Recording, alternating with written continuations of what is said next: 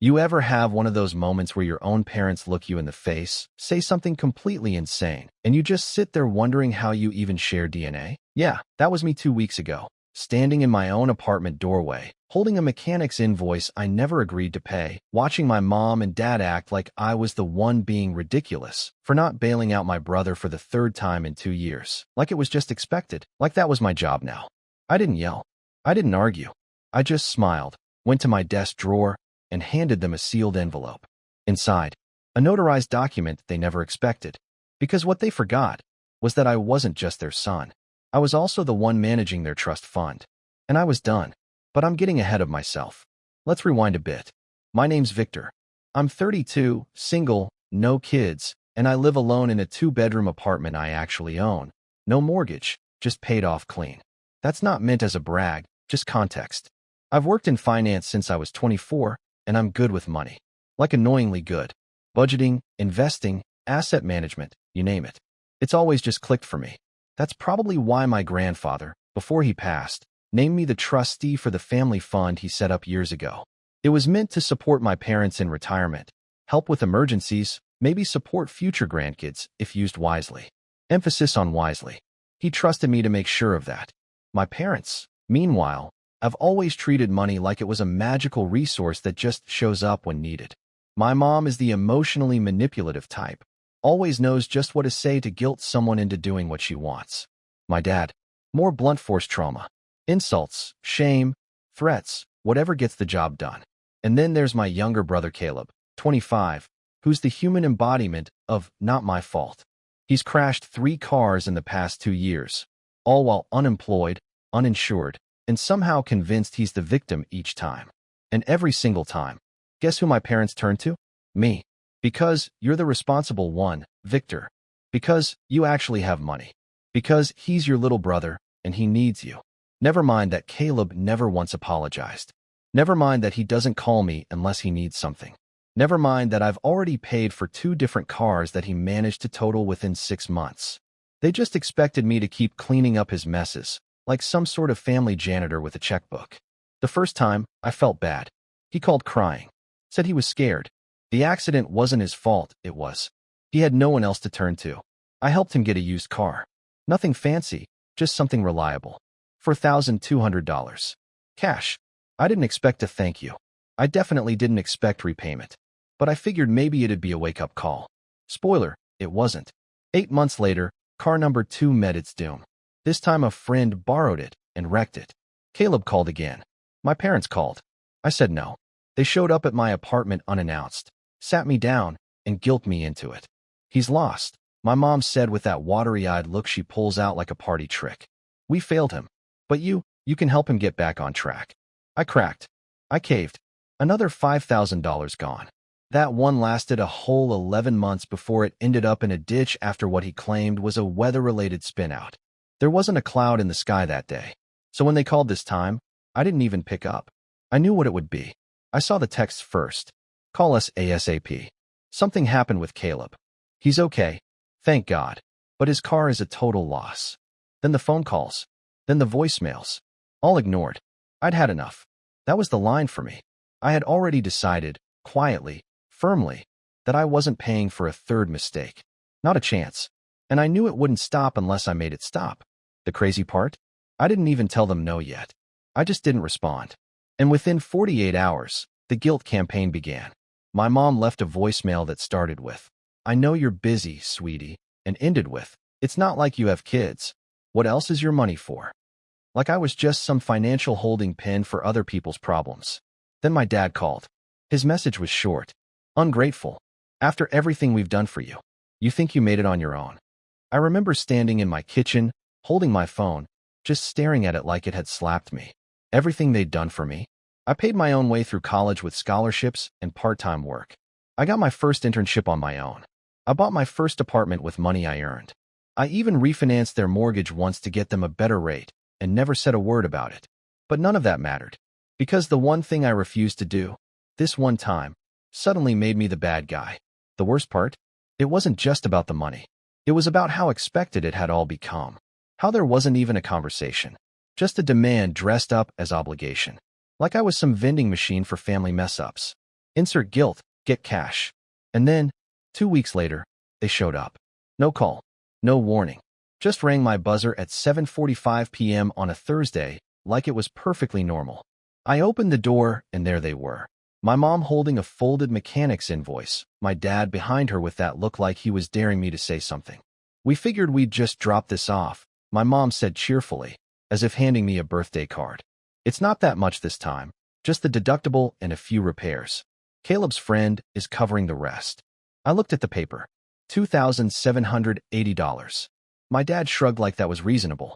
You've spent more on suits. I didn't respond. Not right away. I just turned, walked to my desk, and pulled open the drawer. I'd been ready for this. Not just emotionally. Legally. Financially. I slid the envelope across the counter and said, "You're going to want to read this." That was the moment. The shift. The point of no return. And the exact second they realized. I wasn't playing their game anymore. I wish I could say they opened the envelope right away. That there was some dramatic gasp or an immediate reaction. But no. They didn't even take it seriously at first. My mom laughed, like genuinely chuckled and said, "What is this, Victor, a bill of your own?" My dad grunted, "You making us sign some loan agreement or something?" He had that sarcastic, "I'm smarter than you" tone he always used when he didn't understand something and felt insecure about it. I just leaned against the kitchen counter and waited. I didn't need to say a word, because I knew what was inside, and I knew it was going to hit like a freight train. Eventually, my mom unfolded the letter and started reading. Her smile slipped by the third line. My dad peered over her shoulder, impatient, before yanking it from her hand. The more they read, the more their expressions twisted. First confusion, then disbelief, then anger. And when my dad's jaw clenched and he said, "What the hell is this supposed to mean?" I knew we had finally arrived. Let me explain. When my grandfather passed away, he left behind a modest estate. Nothing wild, just smart, long-term investments, a paid-off home, and a trust fund designed to provide supplemental income to my parents once they reached retirement. The thing was, he didn't exactly trust my parents. He'd watched them blow through money for years, buying into pyramid schemes, leasing cars they couldn't afford, taking out second mortgages, and refinancing to pay off credit cards. My mom always believed a big break was around the corner. My dad just thought the rules didn't apply to him. So when Grandpa sat me down one year before he died, he said something I'll never forget. "I love your parents, but they'll torch this money in a year if you let them. You're the only one who knows how to say no." He made me the trustee. I couldn't touch the money myself, but I controlled the flow. The terms were clear. Monthly disbursements capped at a specific amount, only for essential living expenses, with the power to freeze or suspend if there was evidence of abuse, coercion, or financial irresponsibility. It was a quiet power, the kind nobody noticed until now. The document I handed them? It was an official notice, notarized and filed, revoking their access to the trust pending a 6-month financial review. That meant no more monthly checks. No more emergency reimbursements. Nothing. And it was perfectly legal. Because the moment they began treating that trust like a personal ATM, or started using me like one, it violated the terms. "This is a joke," my dad said, tossing the paper on the counter like it burned his hands. "You can't just cut us off." "Yes," I said calmly, "I can." And I did. My mom's voice went high-pitched, the way it always does when she's cornered. "Victor, don't be dramatic. This is about Caleb's car. It's not a big deal. We'll pay you back." "No, you won't," I said. "You never have. And it's not just about the car. It's about everything." And finally, I let it out. Years of resentment, disappointment, and exhaustion boiled up, and I just stopped holding back. "I paid for his last 2 cars. You didn't. You showed up with fake apologies and promises, but I knew even then he'd blow it again. And what did you do? Nothing. You covered for him. You excused it. And now you're here again, acting like I'm the one being unreasonable for not lighting another few thousand on fire." My dad scoffed. "He's your brother." "No," I said. "He's your son. But you treat me like the parent. Like I'm supposed to bail everyone out because I'm the one who turned out okay. And you've never once asked what that cost me." My mom blinked. "Cost you? What money? You make good money." "That's not what I meant," I snapped. "You think it's just about finances? Every time I've helped, I've had to pretend it didn't hurt.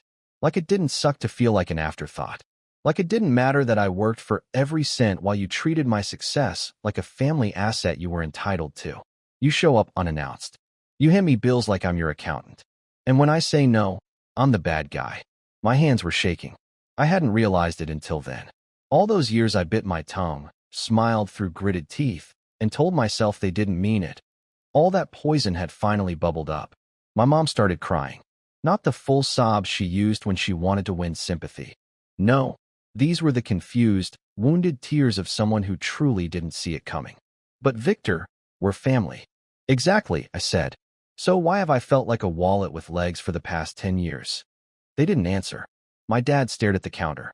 My mom just clutched her purse like it could anchor her to the floor. It was dead quiet for a moment.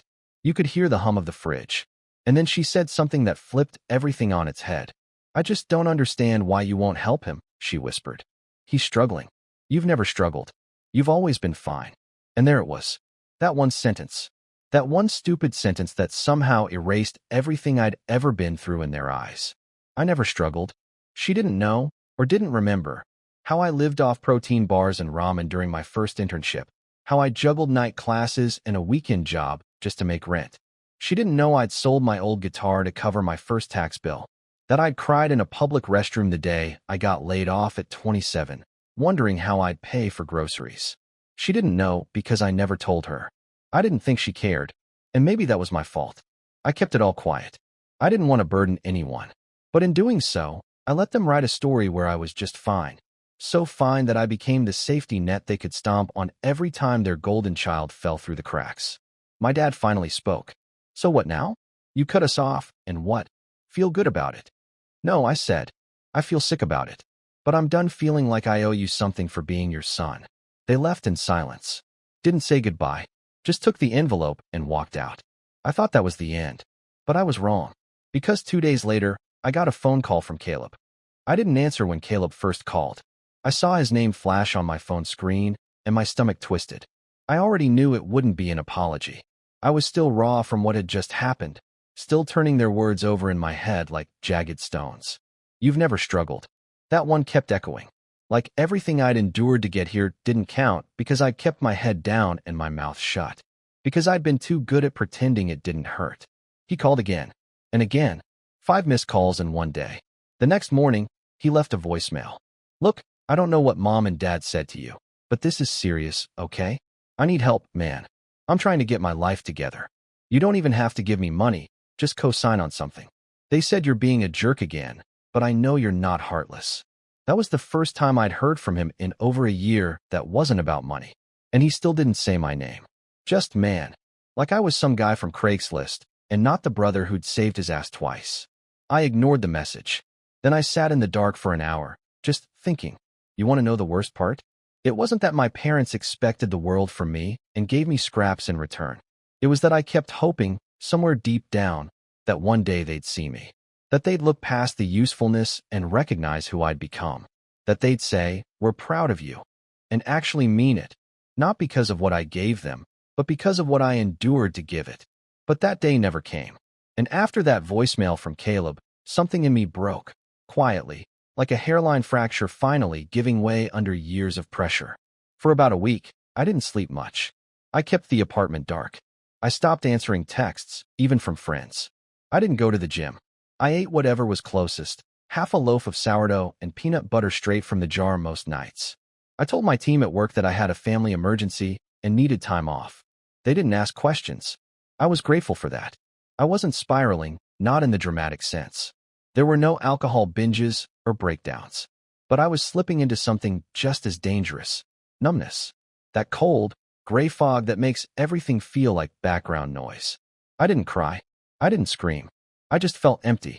Like I'd been a mule carrying everyone else's load, and now that I'd set it down, I didn't know what I was supposed to do with my own hands. And that scared me. The truth is, I'd built my whole identity around being the responsible one. The fixer. The safety net. That was my role in the family, and I played it so well I didn't realize it had become my whole personality. When I stopped playing it, there was just this hollow space. Who was I without their emergencies to solve? I remember one night around 2 a.m., I stood in my kitchen drinking stale coffee, staring out the window like the answers were going to form in the clouds. And I said out loud, to no one, I don't think they ever actually liked me. It hit like a confession, because maybe they didn't. Not the real me, anyway. They liked what I could do, what I could offer, the money, the stability, the problem solving. But me? The son who got himself through college without asking for a dime? The brother who silently paid for car insurance, phone bills, and even part of Caleb's tuition one year, just so he wouldn't drop out? That version of me wasn't lovable, just useful. That night, something shifted. I turned off the lights, walked to my bookshelf, and pulled out a notebook I hadn't touched in years. It was from when I first started working in finance, back when I thought I might one day run my own firm. It was full of scribbles and sketches, logo ideas, business names, portfolio concepts, even random quotes that meant something to me at the time. One page had a single sentence written in all caps. When you're done building others, build yourself. I stared at that page for a long time. Then I got up, took a shower, shaved, and cleaned my kitchen. Not because I felt better, but because I wanted to feel better. And that was enough. The next morning, I opened my laptop and made a list titled Stuff I Want to Do, but never had time for, because I was always fixing everyone else's problems. It had 3 items. Open my own portfolio consulting business. Travel somewhere where no one knows me. Actually learn to cook something that isn't eggs or pasta. That was it. Not grand. Not groundbreaking. But it was mine. I didn't tell anyone. Not yet. I wanted this phase to be quiet. Private. Just for me. Step 1 was the easiest. I'd been doing portfolio consulting on the side for years. Friends, friends of friends, sometimes random referrals. I never charged. I just liked helping people grow their money without drowning in jargon. So I spent the next 2 weeks drafting a business plan. I built a bare-bones website. Bought a domain. Picked a name that made me laugh. Victor Assets. Yeah, it's corny. Sue me. I set up an LLC. Nothing flashy, just the foundation. Something real. Step 2 came almost accidentally. I was looking at flights out of habit and found a round trip to Iceland for dirt cheap. Booked it without overthinking. I left a month later. Just me, a rented car, and a journal. No schedule. No family. No phone calls. The first morning I woke up in Reykjavik, I walked out of my tiny Airbnb, breathed in the cold air, and actually felt my shoulders relax for the first time in what felt like years. I didn't have to be anyone out there. I wasn't the good son, or the rich brother, or the responsible one. I was just Victor, a guy watching geysers erupt and eating overpriced gas station pastries. And for once, that was enough. Step 3 was trickier. I started watching YouTube chefs. Tried making shakshuka. Burn it. Tried again. Got it right. Moved on to Thai curry. Failed. Tried again. You get the idea. My kitchen started smelling like a restaurant most nights. For the first time in my adult life, I looked forward to dinner, not as a chore, but as something I was creating. During all of this, my parents went quiet. No calls. No texts. No, are you okay? Or let's talk. It was like I'd been cut out, which was ironic, considering how quickly they'd accused me of abandoning them. At first, it stung, but as the weeks passed, it started to feel like peace. Then, 3 months after they'd stormed out of my apartment, I got a message. Not from my parents. Not from Caleb. From their lawyer. Apparently, they were contesting the trust suspension. Not because they wanted access again. They'd already burned that bridge, but because they believed I had exceeded the bounds of the trustee role by not providing advance notice of the freeze. The lawyer's message was surprisingly polite. Your parents have asked me to initiate a review of the trust terms, as they feel your recent actions may have been emotionally motivated and not in alignment with your fiduciary responsibilities. I laughed out loud when I read that. Emotionally motivated? Sure, but still legal. Still within bounds. Still in the exact spirit Grandpa had intended. Protect the assets. Prevent abuse. Stop the bleeding. I forwarded the email to my own lawyer and booked a meeting. That's when I learned something else. The trust review wouldn't just validate my decision. It could also expand my authority. If the board overseeing the trust determined that my parents were acting in bad faith or attempting coercion, I could be granted full discretionary control. That meant I'd no longer be required to release any funds. Not now. Not ever. It would be mine to manage completely. I didn't celebrate. Not right away. Because the truth is, I didn't want revenge. What I wanted was simple. Respect. Recognition. Peace. But sometimes, the only way to get peace is to take away the thing they think they own. I told my lawyer to proceed with the review. And that's when the silence broke. Caleb called again. But this time, it wasn't just another voicemail. He showed up. In person. At my apartment. He showed up in the middle of a Sunday afternoon, like he hadn't been a ghost for the last 3 months. I'd just gotten back from the gym, sweaty and exhausted, carrying groceries in one arm and a duffel in the other. At first, I didn't even recognize him. He was sitting on the steps outside my apartment building in a gray hoodie and beat-up sneakers, hunched over like a stray dog, too tired to move. Victor. I stopped in my tracks. It wasn't the first time Caleb had ambushed me, but it was the first time he looked different. Not angry, not entitled, just empty. I didn't say anything, just stared at him from a few feet away, groceries slowly getting heavier in my arms. I know you're probably going to slam the door in my face, he said, standing up slowly. But I just need 5 minutes. Please. It was the please that did it. I'd never heard him say it like that before. Like he actually meant it. I didn't invite him inside, but I didn't walk away either. I set the bags down on the bench near the entrance and crossed my arms. Talk. He rubbed his face. I messed up. Again. The car. The money. All of it. And now Mom and Dad are losing their minds.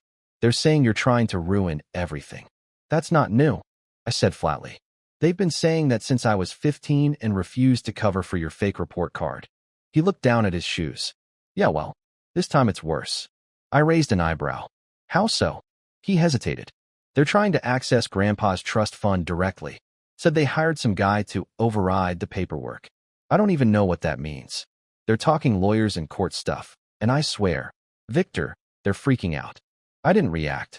Not visibly, but inside, a familiar cold calculation started clicking into place. So they'd escalated. Of course they had. I'd expected it, in a way. I just hadn't expected Caleb to be the one to tip me off. And what do you want, Caleb? I asked carefully. He looked up. For once, there wasn't any fake humility. No guilt tripping. Just tired, raw honesty. I don't know. I'm tired of being broke. I'm tired of messing up everything. And I'm tired of them pretending like it's all your fault when it's not. I blinked. That one caught me off guard. They say you're selfish, he added. But you're not. You're just the only one who ever says no. And that's what they can't stand. I studied his face. His eyes were red, not from tears, but from lack of sleep. There were bags under them, like he hadn't eaten or rested properly in days. You here to ask for money?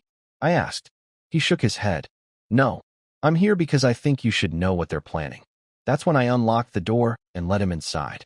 We sat at my kitchen island. I made coffee. He drank it like it was the first warm thing he'd had in a while. And then he told me everything. How my parents had gone to another lawyer, a shady one, according to Caleb, and asked if there was a way to remove me as trustee. How they were spreading lies to friends and distant relatives, painting me as some vindictive son who'd hoarded their retirement.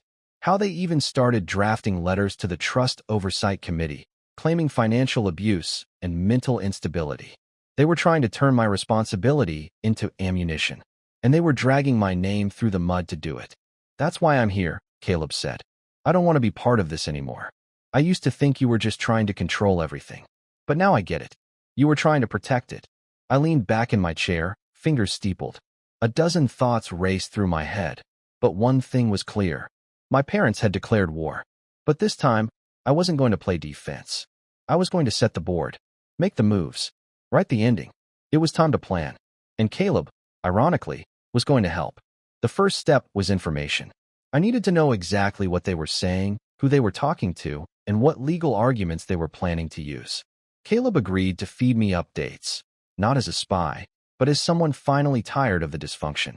He moved into a friend's guest room and started distancing himself. He even got a part-time job delivering groceries. Not glamorous, but it was something.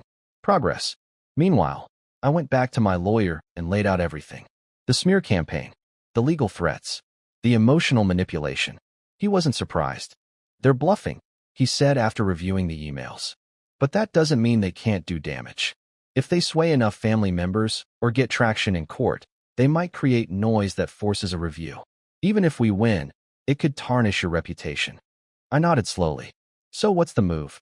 We go proactive, build a counter-narrative, show a pattern of behavior, document everything.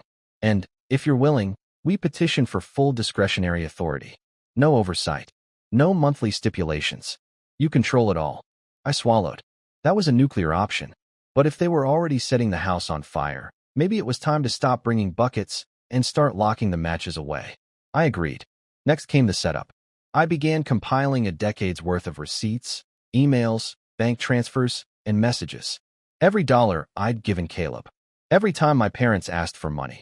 Every voicemail, every invoice, every urgent favor disguised as a demand. I even tracked down a few relatives who'd quietly confided in me over the years, admitting they'd seen the same patterns. They agreed to write statements. Then I did something bold. I invited my parents to a lunch meeting. I didn't tell them it was a trap, just said I wanted to clear the air and talk face to face. To my surprise, they agreed. Maybe they thought I was coming to grovel, or maybe they believed they'd scared me enough to negotiate. Either way, they walked into that restaurant holding the confidence of people who'd never been held accountable. We met at a quiet bistro downtown. I reserved a private room. No witnesses, just them and me. My mom wore her usual pearls. My dad was in a stiff-collared shirt he probably hadn't ironed himself. They smiled like politicians. I returned it with a smile of my own, tight-lipped and surgical. After the waiter left, I said, "Let's cut to it. I know what you're doing. The lawyer, the letters, the stories." They didn't flinch. My mom feigned confusion. My dad just sipped his water. "I don't care about your gossip," I continued. "I care about the trust. The one Grandpa left me to manage, because he knew this would happen." "Victor," my mom started, but I raised a hand. "No, you don't get to act innocent. You've spent years weaponizing my kindness. You expect money like it's owed to you. And now that I've put up a boundary, you're treating it like betrayal." My dad leaned forward, voice low. "We're your parents. And I'm your son," I said. "Not your piggy bank. Not your personal accountant. And certainly not your scapegoat." I pulled out an envelope. Another one. Inside were copies of everything.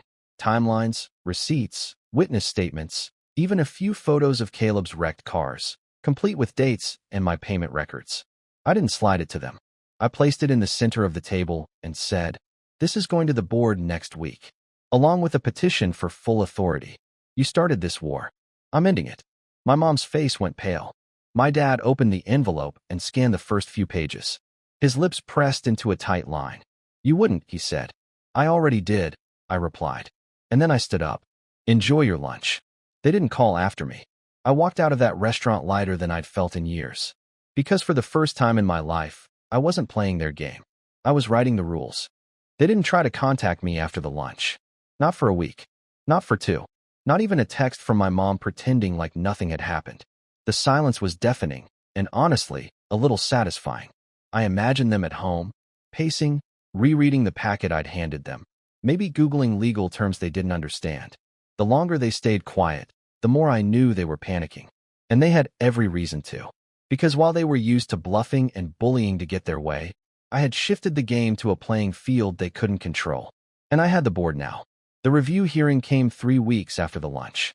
It was held virtually, a formal video meeting with the board of trustees, 2 attorneys from the oversight committee, and both sides presenting their cases. My parents didn't even show up in person. They sent a lawyer who looked like he'd rather be anywhere else. I was told they had opted to remain emotionally uninvolved and let their counsel speak for them. I wasn't surprised. They knew the evidence wasn't in their favor. The lawyer made a weak argument about emotional misconduct and withholding essential support, but he kept stumbling over the trust language, especially once my legal team presented years of documentation. Caleb's multiple car accidents, my financial transfers to cover those damages, the mechanic invoices, the emails from my mother requesting funds without justification, and even my dad's voicemail calling me ungrateful and accusing me of forgetting who made me. Then came the letters.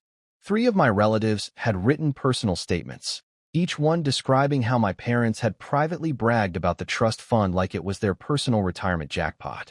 One aunt admitted my mom told her, "Victor's doing well enough. He won't even miss a few thousand here and there." Another cousin said my dad had once joked that I was basically Caleb's sponsor at this point. By the end of the hearing, the committee didn't even ask me questions. They'd seen enough. And when the final ruling came through a week later, it was clear. Full discretionary control granted. Effective immediately. It was done. The trust fund, set up by my grandfather to protect my parents, was now fully under my direction. No more scheduled monthly disbursements. No required notifications. I could release funds, reduce them, or revoke them entirely. Not out of spite, but out of design. I was now the firewall grandpa always intended. The very next morning, I sent my parents an official letter, cordial, professional, and signed by my lawyer. Dear Mr. and Mrs. Bennett, following the final decision of the Oversight Committee, this letter serves as confirmation that the family trust has officially been transitioned into full discretionary management. All further requests for financial assistance, reimbursement, or disbursement must be submitted in writing, reviewed case by case, and approved solely at the discretion of the acting trustee. Additionally, due to recent actions interpreted as an attempt to interfere with fiduciary responsibilities, the following changes have been enacted. Monthly distributions are suspended pending financial reassessment. Emergency fund access is denied until further notice. Legal representatives attempting unauthorized contact with the trust board will result in permanent revocation of benefits. Should you wish to schedule a financial planning review, please respond through legal counsel. Warm regards, Victor Bennett, trustee. I never got a reply, but that weekend, my cousin Emily sent me a screenshot from Facebook. My mom had posted a cryptic status. Sometimes the people you raise turn out to be the coldest. Comments disabled. I didn't engage. I just poured myself a glass of wine and sat on my balcony with a breeze in my hair, knowing, for once, I wasn't the one putting out fires. I was living. The fallout spread in quiet waves. Caleb stayed in touch, but cautiously. He called once a week, usually short conversations, just updates about his job, therapy sessions, small wins. He never asked for money again. Not once. One day, he sent me a photo of his new car. A used Corolla he paid for in installments, completely on his own. I know it's not flashy, he said in the caption, but it's mine. And I didn't crash it. I smiled. He was learning. Meanwhile, word got around among the extended family. A few tried to pry for gossip. I didn't bite. I never told anyone the full story unless they already knew. I didn't need to justify myself anymore. What surprised me most was how quiet my parents stayed. No lawsuit. No appeal. No more backdoor attempts to guilt me through mutual friends. They simply faded into the background. Whether out of shame, pride, or fear, I didn't know. And I didn't care. They weren't cut off financially forever. But if they ever wanted access again, they'd have to come to me with humility, transparency, respect. And that was something they'd never learned how to give. But I had learned how to demand it. And once you learn that, there's no going back. 6 months later, I sat in my newly opened office. Nothing grand, just a clean, quiet space with big windows and a name on the door, Victor Bennett Financial. I had 10 regular clients, mostly word-of-mouth referrals. People who'd been burned by bad advice and needed someone who actually listened. I kept the business small on purpose. I wasn't chasing wealth. I already had enough. I was chasing peace. And I finally had it. One afternoon, as I closed up shop early to meet Caleb for lunch, I got a letter in the mail. Handwritten. No return address. It was from my mom. 3 pages. Rambling. Defensive. Emotional. But somewhere near the end, she wrote, "Maybe we asked too much of you because we knew you wouldn't say no. And maybe you finally did, because you knew we'd never stop until you did. I don't agree with how you handled it, but I can't say you were wrong." That was the closest thing to an apology I'd ever get. And it was enough. I didn't write back, but I kept the letter. Not out of sentimentality, out of closure. Because this wasn't about revenge anymore. It was about reclaiming my life from the people who'd taken it for granted. And I did. I reclaimed every inch of it. Brick by brick. Day by day. No explosions. No dramatic takedowns. Just a quiet, deliberate boundary no one could cross. And the final line I left them with, burned into every letter, every silence, every decision. This time, you raised someone strong enough to walk away.